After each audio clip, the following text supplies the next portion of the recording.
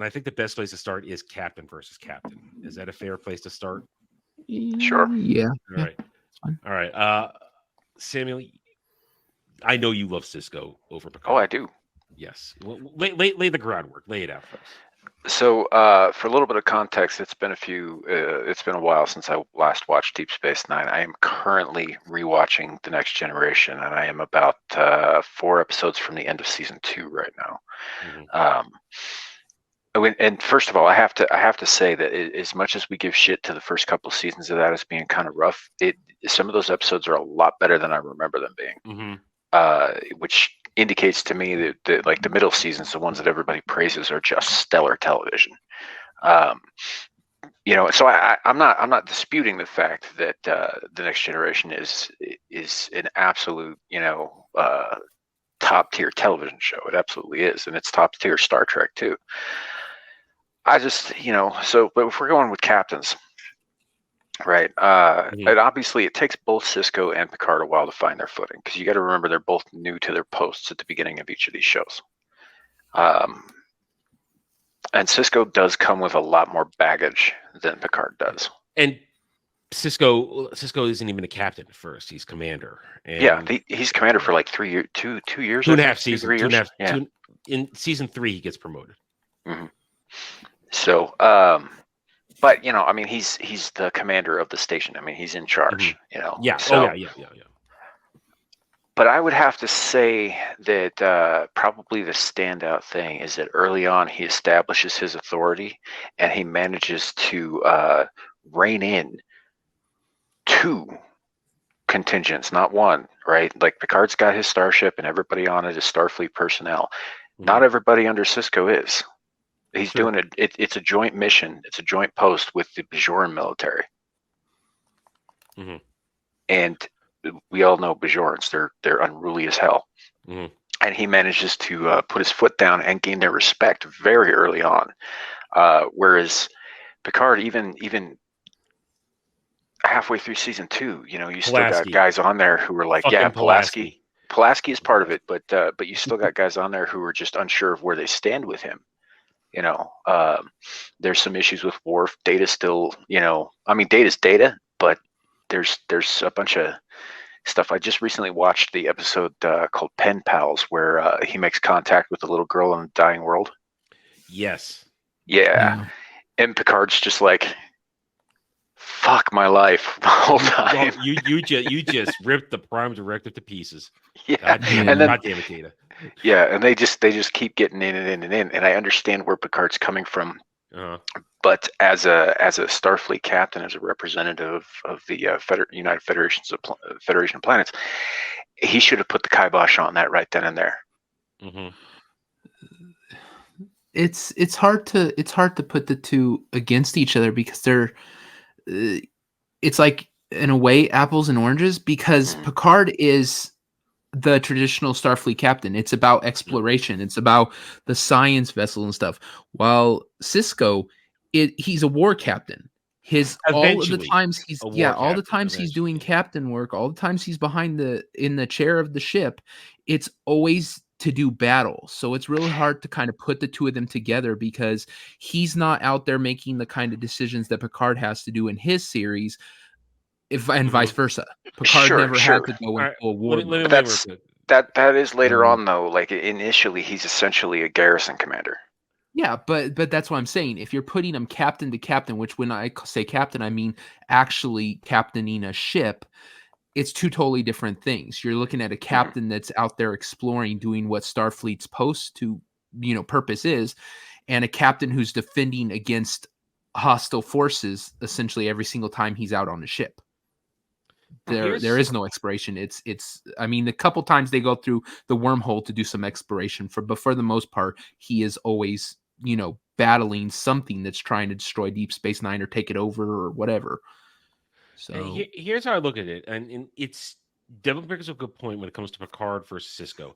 It's 2 different situations. Picard, there's no war going on, because even by the time the Dominion War starts, TNG is over. Because that's DS9 starts in TNG season 6 and goes through 7, and then season 3 of DS9 is when the Dominion War starts. And Picard is for years. Picard was my favorite captain because I liked he was that mix of the Renaissance diplomat and he could be the warrior. He could do that stuff. He could command. He could take control of the situation. He could fight if he needed to. He just always looked at the other situation, the other options. And Devil brings a point. He does all the traditional things you expect from a captain, and all of Picard's instances. And here's where I'm going to try and not make my case, but break it down why they're so different. Picard's story is told in bits and pieces throughout the years.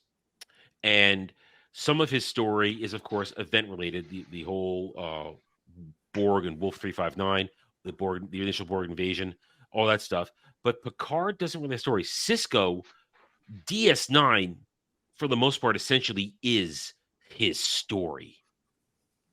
Whereas TNG is still the story of the adventures of the Starship Enterprise. But DS9 really is Sisko's story. How he arrives, how he is forced to take control of this station. As Samuel puts very well, he's supposed to basically command this garrison on the border and control it because now the Cardassians are very itchy after being kicked off Bajor. And suddenly then he becomes a spiritual icon to the Bajoran people. He becomes a spiritual icon to some of the Bajoran people right away because some of them are, obviously religious fanatics who, eat and breathe this stuff. But a lot of them were against it. A lot of them saw the Federation as just the replacement occupiers, the same way that the Americans were in Vietnam after the French left. He didn't want it. There's I forget what season episode because it's been 5 years since I did a watch through of DS9, so you have to forgive me. There's one episode where way later on, I think it's got to be either season 5 or 6. I think it's after they've retaken DS9 when they fled it, when the Cardassians and the Dominion attacked it. He comes and says, "For the longest time, I didn't want to be. I didn't want to be the shit. What is he called? Fuck. Shit. Now I forgot. The emissary. Emissary. Thank you. The emissary. I didn't want to be the emissary. But now, after all this time, I can't think of my life on being because I've fallen in love with Bajor and the Bajoran people. And I think it's during this period of time in the same season where he and Kira have a conversation with each other. And she says, "I don't really know how to behave around you. I respect you as my commanding officer, and I like you as a friend, but at the same time, you're the emissary." And it takes a long time before we get it. We realize that Kira is super religious. She keeps it in tight check, but she's massively religious, and she doesn't know really where to draw the line with how to deal with him sometimes. Well, I think that's fascinating to me about him in that. Go ahead, though. I think the episode you're talking about is when the most famous poet of Bajor comes through the wormhole. Yeah. He had disappeared all those years, and he takes over as the emissary. He says he's the emissary, and Kai Wynn or whatever her name is the one who pushes it because she thinks she can have more control with him because he wants to actually push the Federation out. And he wants to be the hard line. He's a hard liner. Yeah. Yeah. Man, see, you're making in trying to compare captains. We've gone on this road of, and I think that's a difference. Picard has so many stories, but his stories are kind of attached to it. It's not his story, and I'm going to say, I kind of feel like Sisko does end up being stronger because he gets more character work than Picard. Well, it's because it's also episodic, right? So it allows for that. But also, you're right in that Picard is the captain of the Enterprise. He's the captain. Sisko is part of kind of D Space Nine in that he's part of that thing. You find out that his mother was actually one of the wormhole aliens. Prophet. So he was destined to be there from the very beginning. It is part of him. He is, so I don't know. Right, but you don't know that, and he doesn't know that right away. That's not we don't get that till season 7. Yeah, towards the very end. Yeah, And, but I think that's probably a good way of putting it, though. Is like Sisko just gets so much more in-depth character development than and it's Picard does, so and and it, I'm not saying Picard doesn't. He oh no, does. we're not, neither am I, but I'm saying, it's better character work. Mhm. It is better character work, and these are right now we're putting points in the DS9 tally. But I want let's try. I'm trying to go back to the original question there. As far as captaining goes, decision making goes, from a professional standpoint, Picard is a better captain from a professional standpoint. He doesn't mess around, and even though it's one of the greatest episodes of all time, the fabricated evidence episode in DS9. Mhm. Would you do it again? You damn straight I do it again. I mean, that is breaking the fourth wall. That's a brilliant episode. That's one of my all-time favorite episodes. It's a fake. Uh Picard's definitely by the book. He's much more by the book most of the time, and 85% of the time he does bend the yeah, rules. He's not the rogue captain that Kirk was. no, Mm. not at all. And he's definitely, I will give you this too. He is definitely a much better diplomat than Sisko. Sisko doesn't have the patience for that shit. No. Yeah.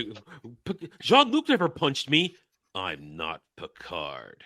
Yeah, it's like, I mean, he punched Q in the fucking nose after like what 10 minutes of knowing him. Yeah. Well, that's the thing. Well, you talk about that. Q wasn't playing the game. Picard, he knew that. Listen, Q wasn't playing the game with Sisko. So that was just a momentary divergence. With Picard, it was always the game. It was always the test that never ended. And Picard, on a subtle level, knew that. Yeah, And I he knew think there was something about that actually appealed to him subconsciously. Yeah, yeah.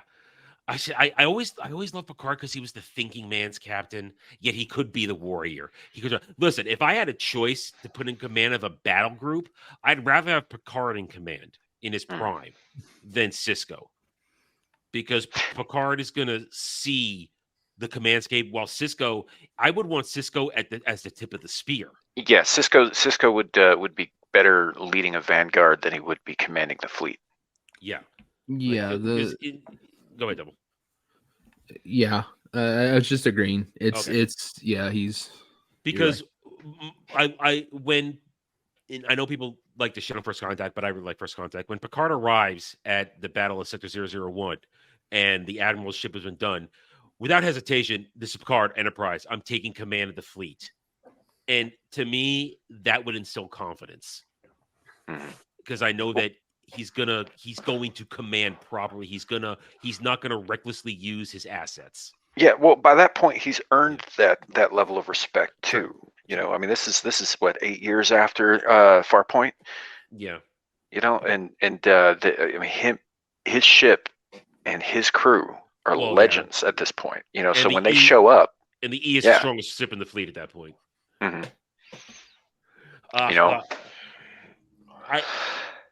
If we're talking straight up captaining, I still go with Picard. But if I'm talking character work, I go with Sisko. And if we're talking the entire show, oh man, see, I hate to do this.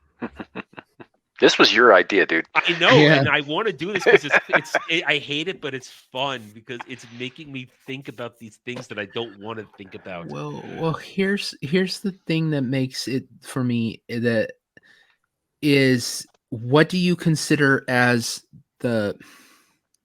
you have to look at it from Starfleet's perspective. Okay. And a Starfleet captain is not looked at to be a war captain. He is looked at to be an explorer, lead science, explore the galaxies. Who does that better? Picard. So if you're looking at from the perspective of Starfleet, Picard is a better captain. If you're looking at, it's just on how you judge it. If you're judging on more who's like more tactically, then maybe it's Sisko. I don't know, because Picard did have some like things, especially before he even got on the Enterprise, that showed he's pretty tactically Stargazer. Good. Yeah. So it just depends on how you're judging. If you're judging by the criteria of Starfleet, then Picard is obviously a better captain because he's not only more experienced, but he's done what Starfleet captains are supposed to do. Yeah. So it just depends. Yeah. That's a fair point. And here, let's do another compare and contrast of maybe whereas we did a situation in DS9, let's go a situation in TNG when they find Hugh and they have the opportunity to send him back into the Borg with the Paradox program that would just shut them down. Picard makes the choice to, even though at this point, from everything we would know eventually, Picard should have destroyed the Borg that way. But he is a Starfleet captain. He can't simply destroy a life form that has suddenly discovered consciousness and freedom from that. And that is what you're supposed to be when you're part of Starfleet or there. In the end, you're seeking out new life, because even though Hugh was a Borg, in that moment he was new life.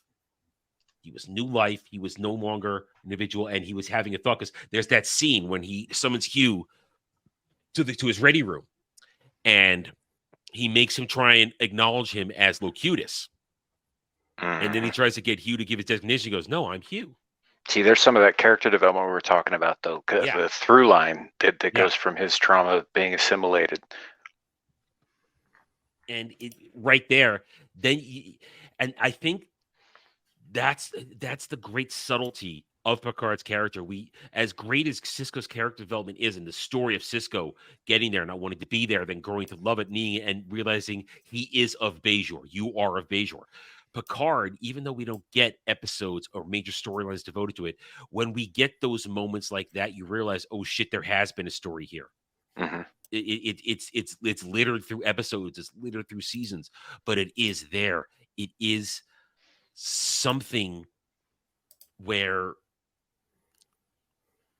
you go, oh shit, you get that, oh shit, he's doing that. Or, I mean, it's not one of my favorite episodes. I rank this episode, I kind of tease. I think it's season 6, when the astrophysicist comes on board and she becomes Picard's girlfriend, and they play piano and play flute in the Jeffrey tube. Mm-hmm. I always call that Picard Gets a Girlfriend episode. It's a great insight into his romantic life, because we've had very little bit. Every time Picard gets a girlfriend, she's either Vosh, where she is just out of control, or it's a chick like Vosh is trouble. Yeah, where she challenges mentally, and it's just. Well, that's another. You bring up a point there, because when he's playing the flute in that episode, that does take place after the Probe episode, where he went and lived a whole other life, doesn't it? Where he learned to play the flute, because he didn't know how, I think, before. I know. When he comes out of the simulation of Inner Light, he can't play it right away, and he does practice it. And that episode then, where he talks about, my music has always been such a private thing. Mm-hmm. And for me to share it with you means something. So you got to realize these little things, like, and of course, Inner Light. That, I think that's almost universally voted the best TNG episode always. It's up there for me. It's up there. I mean, it's up there. I won't necessarily, but it's and that I love that. I love the Inner Light theme. That gets me every time. You have that one of my favorite episodes. It's season 7. Remember when the Enterprise goes into dock to get that what is, I think, a barometric stream with the cleansing, where it's the scan over. I always call the episode Die Hard Picard, because it's basically Die Hard Picard, and I love that episode. And it's just one of those moments where he's got nothing. He's got a freaking crossbow he takes from Worf's room, and he puts sleeping poison on it. You get moments like you realize, oh shit, there has been Picard's story. We're just not getting this giant epic story, but it's all there. And I don't have, as much as I love Sisko, I don't have those kinds of moments in DS9 with Sisko. You know, I have moments like that in TNG. I don't have those moments. Sisko has badass moments. Well, you don't have those moments because with Sisko, it's a constant, gradual build on the character. So you're not being surprised by remembering stuff, because it's constantly building on that. Whereas with Picard, you get an episode like Inner Light, and he does a thing, but until he plays the flute later with what's her face, they don't say another word about that shit in between, not one. So you get those little callbacks, but they're not as is constantly present on the screen. Yeah, that's a good point. But I still like to focus on things. I mean, I'm still edging, as much as I love Sisko, I'm still edging towards Picard. Thanks for watching, everybody. If you'd like to reach out to me, please email me at therandnerd@gmail.com for all channel business purposes. I am on Twitter now, mostly for promotion and sharing of videos, maybe a little shit stirring here and there, who knows, at @therandnerd. You can also find me at the Geeks and Gamers forums under @ROAS, and you can see me on Rumble and Odyssey under the Renaissance Nerd. Thanks again for watching. Take it easy.